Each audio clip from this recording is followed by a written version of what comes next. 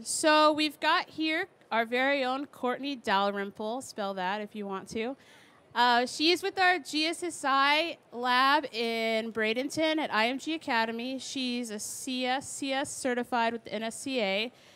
She's going to be talking about various techniques GSSI employs to maximize athlete performance at any level. Yeah. Welcome, Kortney. Please be excited. Ask questions. One thing, Kortney, we're asking our speakers, if we have questions from the audience, please repeat them back so everyone can hear. Gotcha. Cool? Gotcha. Will do. Everyone, please welcome Kortney Dalrymple. Thanks, guys. And thank you. Thanks for coming to this little chat series. And today I'm just going to talk about just some various techniques that GSSI employs to try to maximize athlete performance at any level. So meaning all the way from the elites where we can conduct testing down to middle school athletes where maybe we can't do any of the testing that we do day to day. Today I'm going to specifically talk more about sweat testing. So sweat testing, we know that's important to maintain hydration for athlete performance as well as thermoregulation and cardiovascular function, right? We also know that sweat helps cool the body. Everybody also has a different sweat rate as well as composition of their sweat. And it's important to try to calculate an athlete's sweat rate to provide a more specific hydration plan for that athlete. And not only just a once and done snapshot, but over possible multiple sessions because not every athlete trains the same each and every day, right? So a couple of options that I'm going to talk about today. So one is, okay, we can do sweat testing. What do we do with that data? Once we can go to the team, go to the athletes and get sweat testing conducted with that team or that athlete. And what's the feedback we're going to provide to that athlete? So how do we take the data and relate it back to that athlete and that influencer?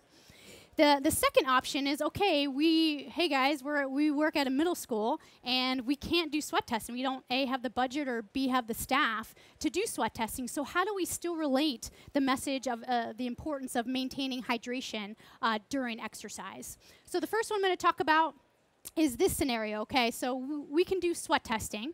What do we do? How do we make that relatable and manageable back to that athlete to make it a real life recommendations for those athletes? So in terms of GSSI, we focus on 3 components. So fluid, carbohydrate, and sodium. And not so much what the athlete is losing, so fluid losses and sodium losses during that training session or competition, but also what they're doing. So their current habits, so their fluid intake, their sodium intake, and their carbohydrate intake. If we know this information, we can, again, make a little bit more specific plan for that athlete that will be more personalized for them. So this is an example of a sweat testing hydration report that we'll provide back to the team and back to that athlete after sweat testing is conducted. So I'm just going to go over this really quick. So up on the top right-hand side, we just have the exercise conditions. So we have the environmental conditions. We have the intensity of the practice, the clothing. We put that information there because we know that those factors can really affect the results. It can really change the results, right? You know that when you're in a weight training session, you sweat a lot differently than when you're out in the field. So we put those up there in case the athlete or the influencer wants to come back and use these results and recommendations that we provide back to the team in the future. We want to make sure that if they're using this information in the future, it's with these similar conditions. The pre-test hydration status, so we can do measure acute hydration using urine-specific gravity. We know the implications about using measuring spot hydration and having it be a measurement of whole body hydration. We understand that, but we still can use it as an educational tool for the athletes and the influencers. Then kind of in the middle of the page, we provide kind of the meat of it. So those are the results that we get back from the testing. So again, like I said before, we talk about carbohydrate, fluid, and sodium. So that first section on the left-hand side is carbohydrate intake. We provide that back to the athlete in grams per hour.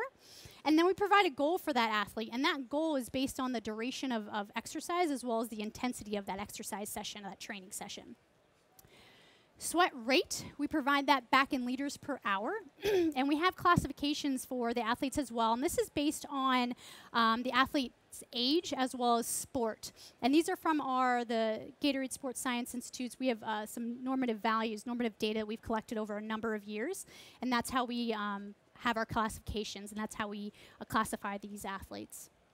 And then over on the right-hand side, we have kind of the sodium area. So sodium rate of loss. So we don't only focus on sweat sodium concentration, but we also add in the sweat rate with that. So that's why we provide it back in rate of loss. Because if you think about it, an athlete can be have a moderate sweat sodium concentration. So they're moderately a salty sweater. But they might have a very low sweat rate. So ultimately, during that practice, they might not lose a lot of sodium. However, on the flip side, if they're a moderately salty sweater and they have a very high sweat rate, just because of the volume that they're sweating, they can end up losing a ton of sodium during that training session. And then over on the far right, we have total intake of sodium, so what they did during that practice session, and then total losses of sodium during that entire practice session. Down here in the bottom left, we have fluid balance. So this is just looking at the fluid. So how did the athlete meet their losses? How do they meet their total fluid losses during that entire practice? So we provide total sweat loss, what they did, so how much they drank, and then we're trying to have them, their goal is to stay within 2% of body weight loss without gaining weight during that training session. Because we know that their athletes can start to see a decline in performance. Some athletes can see a decline after that 2%, and that's really quite variable, so anywhere from that 2 to 3%. So we want to make sure, okay, stay anywhere within that 0 to 2% dehydration range, and you're probably in good shape. So we also provide down here what the 2% of their body weight is. We get that from their pre-practice body weight, and then what they did, what happened specifically during that training session. Over there on the right, it's just a sum up of the entire, of all the results. So it takes into account sodium, carbohydrate, fluid, and if we did a acute hydration, measure of acute hydration during that practice. And it kind of lumps it into an overall score to get a better idea of, okay, how did that athlete do overall, looking at all those variables? All right, so now what do we do with all that? So with GSSI, one of the important things is we want to provide recommendations based on the results that we capture. So on this second page of the report, we provide back pre-practice recommendations and then during practice recommendations. So those pre-practice recommendations, it's just a fluid amount based on their body weight. So to prep them for that practice session, to put them in an area where they can be successful in terms of hydration before they even get to practice. So we tell them, hey, drink this certain amount, again, based on their body weight, 4 hours before practice. If you're still not producing a urine sample or it's dark in color or only a little bit is produced, have this additional amount 2 hours before practice to, again, to try to prepare you as best we can for you guys going into that practice session. Then we have the during practice recommendations. And these recommendations, they help to meet the athlete's fluid and carbohydrate needs as well as to provide a sodium replacement for that athlete. And not only is it based on the results, but it's also based on athlete preferences, athletes' current habits, as well as what's realistic in terms of fluid replacement for that athlete and maybe even for that sport. So we provide these results to help them maintain peak performance during exercise, but to also set them up well for recovery or as best they can for that recovery space.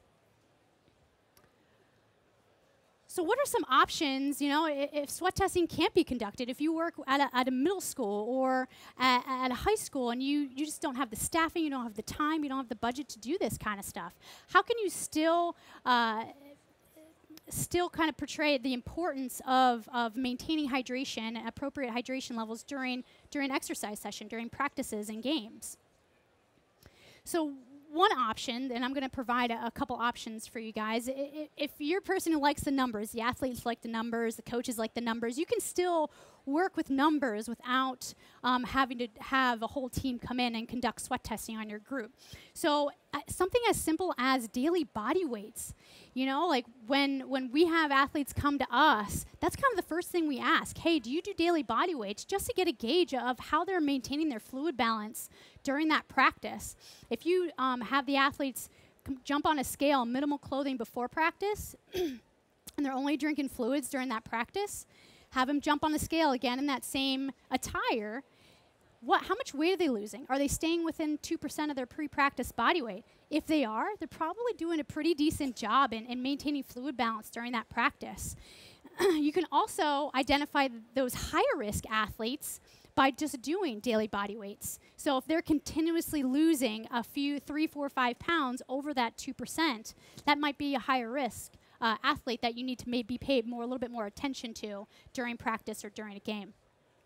You can also do a crude measure of sweat rate. If you have the ability to do those pre and post body weights on the guys, if you have a way to measure fluid intake, and then you know the duration of exercise, you can do a crude measure of sweat rate on these athletes. And again, an important factor to note is that you probably want to do this during different types of training sessions, because again, like I said earlier, the athletes don't train the same each and every day. All of these calculations are also, and instructions are also on the GSSI website for further use. So not only during hydration, during practice hydration is important, but before and after. I touched on this a little bit when I went over the report, but preparing those athletes before practice. So we talked about taking in a certain amount of fluid 4 hours before and 2 hours before, and I gave an example here. And also after practice as well. So if you have an ability to do those daily body weights and you know, okay, the athlete lost 3 pounds during the session, you can have them drink 20 to 24 ounces for every pound that they lost, just to have them get back to baseline, really. And this is especially important if they're doing 2-a-days or they have another training session or competition that same day and they need to kind of get back to baseline, or it becomes almost a domino effect. You see a lot of this in tennis players, and when they have competitions over and over, matches over and over every single day for 4 or 5 days straight, and they're never getting back to baseline. Look at how, and they're really fatiguing, and they're really losing a lot of mass and body weight by day 5, and you're wondering why. This could be one of the answers that could help you guys. You can also get a pretty good idea if an athlete's a salty sweater just by looking at their clothes. So if they're working out and they let their clothes dry and you see this white kind of film or residue on their clothes, on their hat, sports bras, that's a pretty good indicator that they're a salty sweater. I know when I first moved down to Florida and I played beach volleyball, and I would train and I would get white flecks of sodium on my forearms, and my seatbelt just looked like that man's shirt right there. So that's how I knew I was a salty sweater when I first moved to Florida. So that's another good indicator that you can just use visually to get that information. Also, just education. So educating the athletes as well as the coaches and influencers, so the staff that works around those athletes. You can do measure acute hydration using USG. Again, we understand the implications of using spot hydration for as a measure of whole body hydration, but again, it could be used as an educational tool, not only before practice, but throughout the day as well. You can provide educational materials in the facility that they're working out, in the fitness facility, in the athletic training room, in the stalls, in the locker room, just so they can read more about the importance of maintaining hydration during exercise and nutrition during exercise as well. And it might be a better avenue for these guys to look at instead of reading on the internet or getting information from their parents or their friends. Holding education sessions. Again, not only for the athletes, but for the coaches. If the coaches have buy-in, it's going to make it a heck of a lot easier for the athletes to have buy-in, right? Because if the coach is up there, so if he's buying into what you're selling them, more than likely that athlete is going to too. And also that coach can make changes to the culture during practice and around practice to focus on maintaining appropriate hydration and nutrition during practice. They're the ones that also can make these subtle changes on the field to promote good hydration practices. And speaking of the field, just a couple of ideas and options that can be done on the field and on the court that we've seen over the years when we've worked with many different sports and teams. So one of them is just fluid availability. An example of this is we went to a track and field team, and they were an elite track and field team, and we went to one of their practices. We were going to do sweat testing on them. Half their team went to the indoor facility, half their team was on the outdoor track. However, they only had fluid available around the outdoor track. So anytime anybody inside, all the athletes inside, if they wanted to get a drink, they had to walk all the way outside to get a drink. Now, we all know athletes pretty well. Not a lot of them went outside to go get a drink. However, so one of our recommendations was, hey, just put some fluid jugs indoors. And now, since it's readily available for them, they might be more apt to drinking. Another option is planned hydration breaks. Again, this goes back to the buy-in from the coaches. We've known after we went to 2 teams, I'm thinking about specifically, we showed them the data. Hey, this is what's going on with your guys during this practice. After that, they started implementing hydration breaks, little 15-second, 30-second breaks where it was time that they would, okay, this is for drinking, this is for taking a little bit of a break. Providing personalized bottles, personalized fluid bottles for the athletes to drink out of. So the reason behind this is you can have a better idea of how much they're drinking during that training session. If you work with a big team, football for example, and this is just not feasible, what you can do is identify those higher risk players by doing those daily body weights again, and then maybe provide those guys with the personalized bottles so you can really kind of tailor their fluid intake during exercise. Providing fluid on the field or food on the field that's outside of just water. So having a fluid or food that has a little bit of sodium in it to increase the desire to drink as well as fluid retention. And then have maybe a carbohydrate source, especially important for those, those training sessions that can be quite intense. Ooh. And then also to focus on recovery. I spoke kind of a little bit about before, during, and now I'm going to talk a little bit about recovery.